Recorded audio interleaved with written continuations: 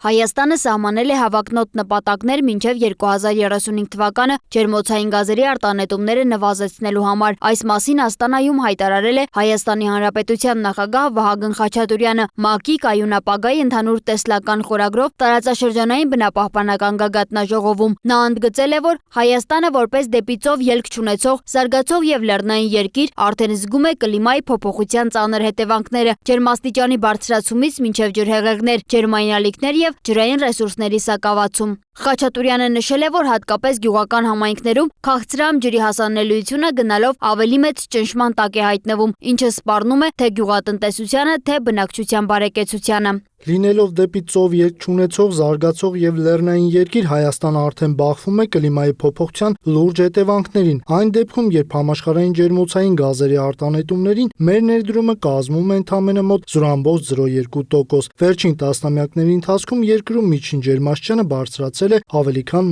1 աստիճան Ցելսիուսով։ Խաչատուրյանը ողջունել է Ղազախստանի նախաձեռնությունը ջրային ռեսուրսների արդյունավետ կառավարման շուրջ միջազգային խորհրդակցություններ անցկացնելու վերաբերյալ եւ հայտարարել, որ Հայաստանը պատրաստ է ակտիվ մասնակցել այդ գործընթացներին։ Նա նաեւ շեշտել է, որ միջազգային գործակցությունը, ֆինանսական ռեսուրսների մոբիլիզացումը եւ տեխնոլոգիաների փոխանակումը մնում են առանցքային փոխկապակցված բնապահպանական խնդիրներին դիմակայելու համար։ Տեղումների նվազումը եւ սառցադաշտերի նահանջը նպաստում են ջրային ռեսուրսների սակավությանը։ Քաղցրահամ ջրի հասանելիությունը գնալով ավելի մեծ ճնշման տակ է հայտնվում, հատկապես գյուղական համայնքներում։ Ջրի սակավությունը սպառնում է խոցելի լեռնային էկոհամակարգերին, ազդում գյուղատնտեսության վրա եւ ընդհանուր առմամբ մեր բնակչության բարեկեցության վրա։ Հայաստանն ակտիվորեն կմասնակցի ջրային ռեսուրսների արդյունավետ կառավարման նպատակով գործակցությունն ուժեղացնելու շուրջ քննարկումներին։ Ելույթում նախագահն անդրադարձել է նաև կենսաբազմազանության պահպանությանը, նշելով, որ ջերմաստիճանի բարձրացումը կենսաբազմազանության կորստի հիմնական գործոններից է։ Նա հիշեցրել է, որ այս տարի Հայաստանը կհյուրընկալի կենսաբազմազանության մասին կոնվենցիայի կողմերի համաժողովի 17-րդ նիստը։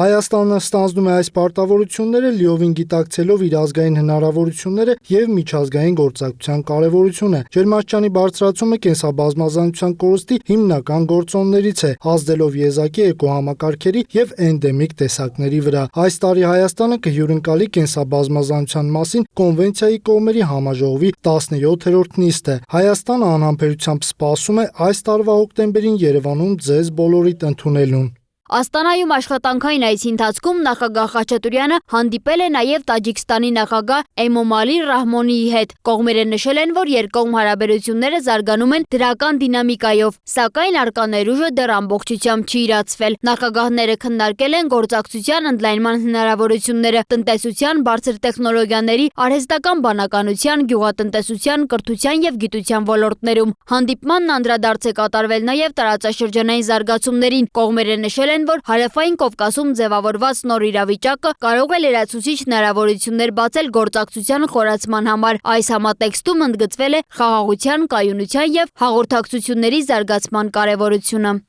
Սոնա Գիշյան, Free News, Ազատ լուրեր։